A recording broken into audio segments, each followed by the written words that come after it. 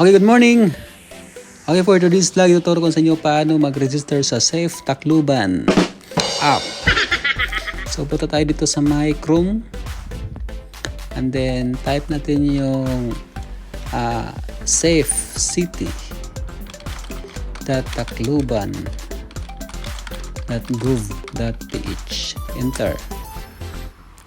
And then, click natin tong register now using iOS or Android phone. So, cellphone lang po yung gamit natin ngayon. Click natin yan. Perfect. And then, type natin yung pangalan natin.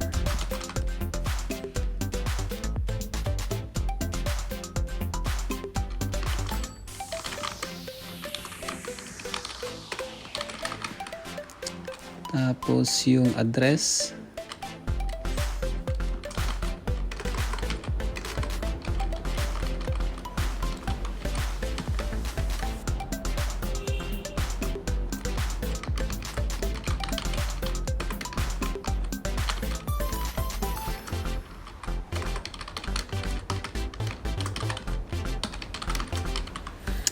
And then yung mobile number natin. So,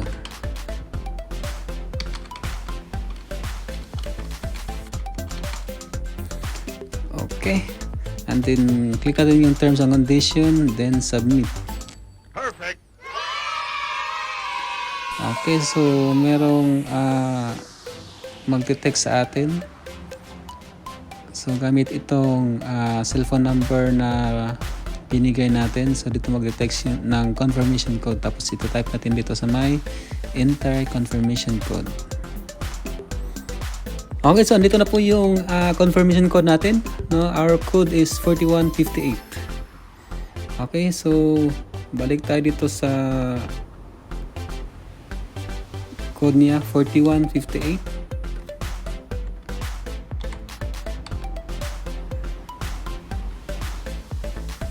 Check natin kung tama ba.